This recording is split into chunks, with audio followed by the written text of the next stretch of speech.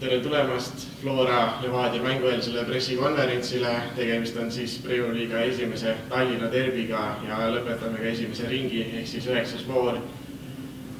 Meiega on siin Jürgen Henn ja Sergei Senjov. Jürgen, tegemist on juba 3. Tallinna derbiga sellel hooajal, et kui pinges või mitte pinges meeskond on? Võib-olla pinge ei ole nagu selles mõttes õige sõna, kindlasti mingis mõttes pinget sellistes mängudes on, et vahet ei ole Levadiaga, kuigi me võime siin aasta jooksul mängida 6 korda praktiliselt nendega, et siis pinge nendega mängides selles mõttes ikkagi jääb, et pigem ma arvan, et võib-olla ümbritseb selline ootusärevus selliseid mänge. Sergei Senjov, kui eriline on selline vastasseis Eesti jalgpallis mängija jaoks? No ma ei paneks midagi erilist selle mängule, lihtsalt hea mäng, hea päev meile pealtvaatajatele kindlasti. Selles mõttes, et meil on homme hea tööpäev, võib niimoodi öelda. Ja nüüd ma annan sõna Sokkerit ja Aeg. Jürgen, nagu ikka alustuseks, kuidas on mängijate tervis, kes homme kindlasti tervislikel põhjustel mängida ei saa? Teada on need mängijad, kes on siin pikemalt kõrval olnud, Sepik, Smirnov, praeguse seisuga Marko Lipp. Nemad on kindlasti Järviste, on gripis, pluss Grünwald endiselt ravib oma vigastust, nii et nendega me arvestada ei saa homme. 8 mängust 8 võitu siiamaani.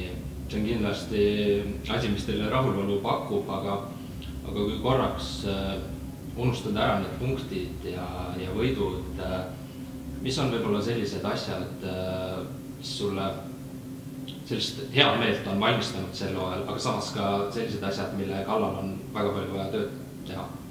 Ma arvan, peamine võib-olla head meelt tekitabki see, et võib-olla natuke erinevalt eelmisest aastast me oleme suutnud siiamaani sellised võrdsed mängud võib-olla enda kasuks kallutada, et see on nagu näitab võib-olla sellist iseloomu, mis meil äkki eelmine aastal natukene kohati jäi natukene puudu, et see aasta tunneme selles osas, ma arvan tugevalt, et see on peamine, mis jah, on võib-olla selline sellest perioodist, mida nagu me hindame. Aga millega on vaja veel tööd teha? No, nagu iga treener ütleb, et absoluutselt iga asjaga on vaja tööd teha, et ma arvan, nii treenerid kui meeskond ei tunne üheski aspektis, et me oleme selles nagu, ütleme siis, nii tugevad või selles mõttes enesekindlad, et me saame nagu ära unustada, et see on nüüd meil selge, et me ikkagi töötame terviklikult, ma arvan, iga mängumomendi kallal ja alati saab parandada neid kõiki.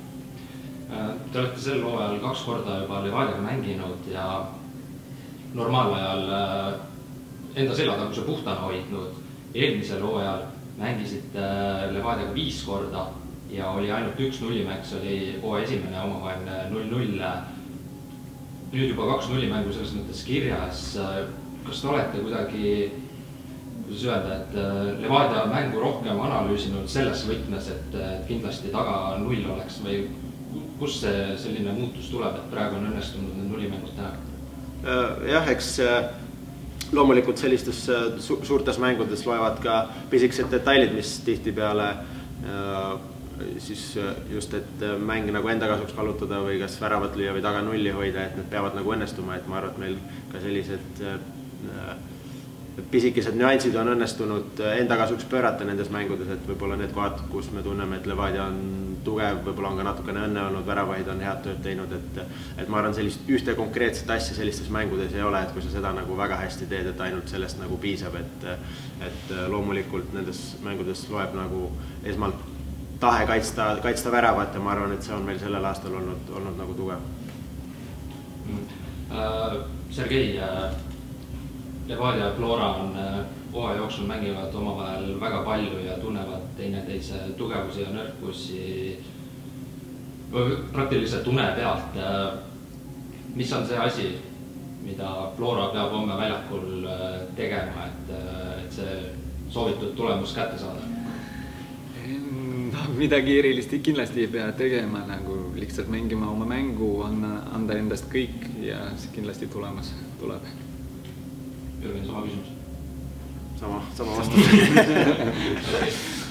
Sergei, kuidas sa ise praegu esimene ring saab mängitud, kuidas sa enda vormi hindad, on see tõusuteel, oled peaaegu tippvormis, kuidas sa tunned ennast? Ei, no kindlasti tõused teel, et see on kindlasti tippvormi ka, ei saa öelda midagi sellest, aga läheb paremaks kindlasti ja iga mängu läheb paremaks.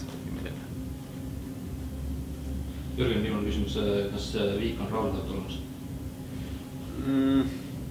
Ilma nagu mängu nägemata on raske öelda, et ikkagi sõltub ma arvan mängupildist. Aitäh, Jürgen, aitäh, Sergei!